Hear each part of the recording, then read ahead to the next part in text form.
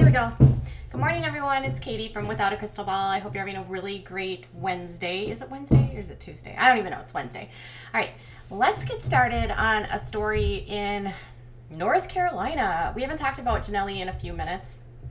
I feel like I have to talk about Janelle at least once a week. But remember that whole incident where a dog got murdered by David Eason and then CPS took the kids and then everyone was convinced that they were going to lose their children, and then suddenly on July 3rd a judge dropped the charges, said that there was no evidence, and the kids were returned to Janelle and David Eason. Well, Janelle has promised multiple times that she was going to talk about the court case, that she was going to share what she knew. She has told people on Instagram that she will be disclosing her side of the story and has video of the entire ordeal. But earlier in the week, late last week, she sat down with the Hollywood Life and spoke on their podcast related to what's going on and what happened in court. Now, the initial aspect or part of the podcast was to talk about the launch of her brow kit. Okay, and so in the beginning of the first 10 minutes, they're talking about the brow kit and they're discussing everything related to the brow kit. And they're talking about, how it's a universal brow kit, but then she admits later on that, they might add different colors. So therefore, if it's need to add different colors, it's probably not a universal brow kit. They even brought up some, discrepancies about the brow kit, but overall, she said that she knows how to do her brows, and that's why she decided that she needed to do a brow kit, and there was nothing else on the market comparable to what she sold, which is not true. If you've watched my previous videos on Janelle, you'll find that I was able to find numerous companies that have comparable brow kits that are actually a lot less money and by more reputable brands. There are ones by Makeup Forever, which is a premier makeup line that actually costs less than the one that she's selling. So there's that. The women were oohing and eyeing over the brow kit, and she was talking about all the ways that you can do it and how you need different tweezers and whatever. Nobody's believing it, Janelle. We still believe it's a dollar store brow kit, and that's probably evidenced by, I checked the newest sales, and as of this morning there was 28.19 left, meaning that she has sold 31 brow kits. Go Janelle. All right, so after that, they moved on to talking about the kids, the homestead, all the animals that they have, and that led them into a conversation about court. So she told these ladies that this court case or this CPS investigation made her and David stronger as a couple. She said that they had to fight together, buckle down, and join forces for the greater good of their family. And the problem is that there was a lot of stuff going online that wasn't accurate, a lot of misinformation that was being spread in the media, and that ultimately it came down to a judge determining that this was all hearsay and there was actually no evidence supporting that there was any child abuse or neglect, and that the media basically created this, which is the story she's been sticking to the entire time. She and David didn't do anything, and it's all the media's fault. So she addressed a couple things. She said that there were a lot of allegations in the media that the children were abused or neglected, and she said that's simply not the truth because the kids were always, she said that Kaiser's teachers testified that he's always been well groomed and has no issues at school. She says that they have ring cams set up in their house, and evidence presented to the court showed that their house was actually clean and not in disarray as described by the police when they searched the house. She seemed to take note, most importantly, with the fact that the house was filthy. She really didn't like that statement. And she said that she went further and said that CPS never actually even went into the house and did a review of what the house looked like. They simply just took the kids and never came to the house and slapped a note on their door. Okay. So then the ladies asked them, how did she find out about the kids getting taken? And she said that she was actually at the grocery store shopping for food when a supervisor from Kaiser's school called and told them that they had an emergency and that CPS had come to the school and interviewed Kaiser, and that Kaiser had been taken based off of what he said. Interesting. So when they asked Janelle, well, what did Kaiser say? She said that they asked Kaiser, when you get in trouble at school, what is it that you say? And Kaiser responded, don't call David. Now, that was Janelle's statement on what Kaiser said. That's not what's actually been reported by the media. So when all of this was playing out, it was said to, like, the Ashley, Radar Online, TMZ, all these outlets were reporting that people connected to it said that Kaiser told them about what happened with the dog and that he was scared of David.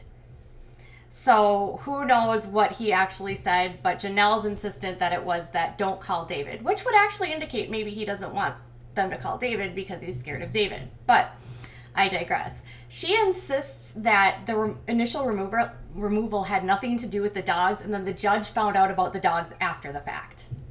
Who smells BS on that statement? Because from everything that was written in the media and everything that was disclosed about the case, the kids were removed because police were having a difficult time investigating whether or not something had happened to this dog. And in order to complete the investigation, they wanted to remove the children from the home to determine whether or not a crime had occurred on the property. So I don't know necessarily that it was like, oh, we just took Kaiser and then we found out about the dogs. Sometimes I think she lies so much she doesn't even know when she's lied. But I digress. So she said that they took Kaiser, and then she said that she goes, the judge saw through all this BS. The media caused this entire situation. There was no abuse or neglect, and the kids were all healthy. She said 5 of Kaiser's teachers testified that he was well groomed and there was absolutely nothing wrong with him. She said that they had a lot of support and a lot of people that were testifying on their behalf during this case. Now, they asked about what happened with Ensley and Marissa, and she said that those 2 weren't actually taken until a couple days later when a judge signed off on the removal of the children. And so she said that it didn't happen until Monday, the following Monday. So Kaiser was taken on a Friday and the other kids were taken on a Monday. And she did this sort of like, woe is me, because she said that Nathan withheld Kaiser from her that weekend, and Barbara wouldn't allow her to see Jace. So she said, I didn't get to spend Mother's Day with any of my children. And it was like they all withheld him because CPS told them to. Well, CPS had the belief that something was going on, so of course they were trying to just do what their job was, but I digress. So she then discusses how Marissa testified. Now, Marissa's testimony was a really big story during this time. And here's the part that I was always kind of conflicted with during my entire coverage, because I covered the story quite a bit on Patheos, was there was actually a gag order in this case. And there was a lot of people, outlets, putting out statements about what Marissa said on trial or on stand. And I was always conflicted, like, should we really be reporting this if there's a gag order? She's a minor. Like, are we thinking about what Marissa's going through? That kind of stuff. But nonetheless, the information did leak. And according to Janelle, Marissa told them that she never witnessed any sort of abuse in her home between Janelle and David, that David did nothing to hurt her. If she were to get in trouble, David would take her phone away or have her go to her room. And that's really the extent of it, and said that David was a good father, which kind of contradicts some of the things that were reported at the time. At the time of the trial, multiple outlets, including the Ashley, and then another account that sort of was leaking information called Rue, my favorite puppy dog, they were saying that Marissa actually testified that there was things that went on in the house that she wasn't comfortable with. She also said that her parents instructed her that if CPS ever came to the home that she was to lie. She also testified about how they left the house on the day where they found out the kids were going to be taken to avoid CPS. So there's again some discrepancies, and she says that Marissa said that everything was fine in the house. And then there's this whole other aspect of they actually had to bring someone else in, Whitney, Marissa's mom's ex-boyfriend, who actually testified on stand that Marissa lies all the time. And that was sort of what the media was reporting, what made Marissa not credible. So they were saying that Marissa would say anything to protect her mother and to be able to move back home with her mom, Whitney, and that anything that she said in court should be taken with a grain of salt.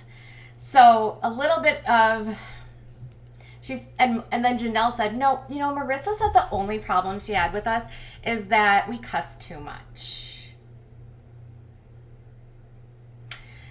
During the time of the trial, there was a lot of stuff that was leaking. Specifically, the account Rue, my favorite puppy dog, leaked a video of David Eason going off on Janelle, threatening her and cutting up vegetables, talking about how she should go someplace and basically be rating her. Another leaked audio of him driving off, stomping off, leaving her, and her chasing him down the road.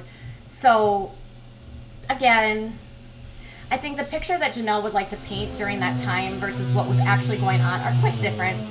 And I think we have to remember that at this point in time, Janelle is still working on trying to repair her image because Janelle is still trying to get back onto Teen Mom 2. She and David came clean about what happened with Nugget only months after the fact of denying that it happened. So it's hard to take anything that she says seriously because she'll say things one day and then the story will change. She denied that she knew anything about what happened to Nugget, but then they sat down with people 2 weeks ago and told everyone what happened to Nugget.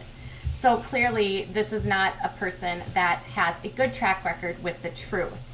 So there was a gag order with this case. I think I mentioned that. And she said that people were leaking stories constantly and that her lawyer would also always have to bring each day into court another story that had leaked in the media. And she said that created a really big mess with the trial. She said another incident that happened with her children that really caused her children embarrassment was that when one day during trial they took Kaiser and they removed the kids from the court and they put them in a CPS car to take them, I think to go get something to eat or something or for a break, and they had to place blankets over their heads, and they said that it was extremely embarrassing. Now I don't know how that would be embarrassing for a 2-year-old. I could see it maybe being slightly embarrassing for a 5-year-old. And I could definitely see maybe Marissa being embarrassed, but I don't know if it was more like Janelle was embarrassed, but I can't see how the kids would be embarrassed with that. So then she said that during this process, while everything was going on, she and David took a bunch of classes. So she said that she took a 3-hour co-parenting class.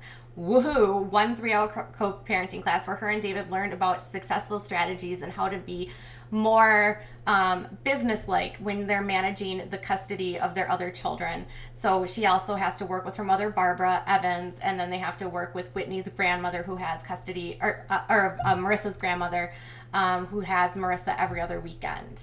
So they were discussing how to be more business-like, also in having to work with Nathan and Nathan's mother, Doris.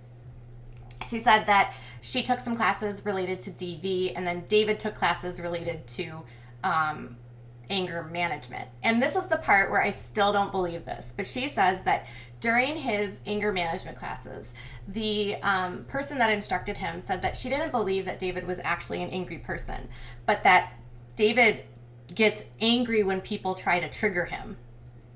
If that's not the voice of someone who has a DV abuser, I don't know what is. But anyways, she said that the CPS case was making him irritable, which is completely this was the part of the story I never understood. Did they not watch him on Instagram or on the show and see how he yelled, all the police calls, all of the incidents that had happened, so many different calls to 911? Did they ignore that part of it? I don't see how any of that would even be true.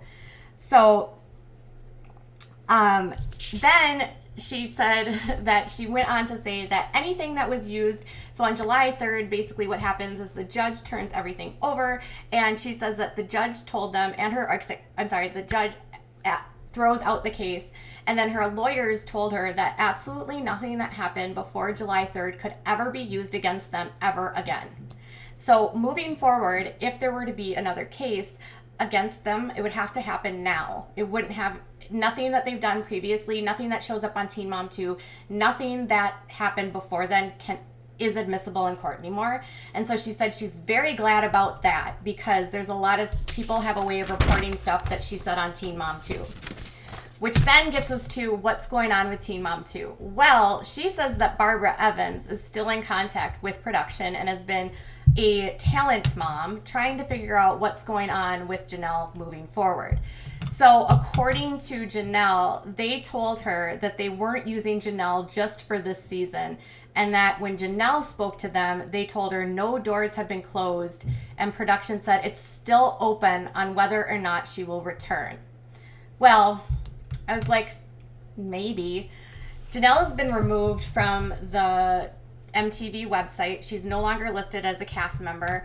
While she does have an open contract per se, it's still open based on like what she would have been. I think this contract expires in October, from what I understand. And here's what Rue has to say, our favorite puppy dog. She said they left her contract open because they never thought she'd stay with David. If she left David, they would start filming her without having to renegotiate a new contract. So at contract end, if she's still with David, then she's really done with MTV. And then Rue said, off the top of my head, I think the contract ends in October, but I'm not sure. I'd have to double check. No doubt until the contract is up, they will stay together. Afterwards, it'll be popcorn fest because he has too much on her. He'd make more money on the home videos than those Shanks. So apparently, as long as she stays with David, production has zero interest in filming her, which I guess I can't really blame them. He has not been the easiest person to film. He caused a lot of disruptions. And despite the fact that there was a lot of speculation that her end was related to Nugget, it really wasn't. It was kind of the final straw for the production, because in this final season, they had such little footage of her. They actually had to leave her out of episodes. And in one episode, they only spoke with her over the phone because David would not let them film. So David disrupted production. He caused shutdowns of production, which led to the network losing money. So ultimately it came down to, just like Farrah, that it was too difficult of a situation to move forward with the producers. So we'll see what happens in October, but it sounds like at least Puppy Dog, Rue, says that they're not gonna come back. Now we'll see. Nothing is ever permanent, and MTV has this way of always keeping us wondering what's happening next. So if you like videos like this, please make sure you give me a thumbs up. Also, if you haven't subscribed, make sure you have subscribed and ring the bell. I typically go live 2 to 3 times a day, and I post on Twitter and Facebook before each live in case you aren't getting notifications. And make sure that you comment and let me know if you want more stories like these. And if you have suggestions on stories that you'd like me to cover, make sure you send me a message on Facebook, Twitter, or Instagram, which are listed in my description below. Have a great day, guys. Bye.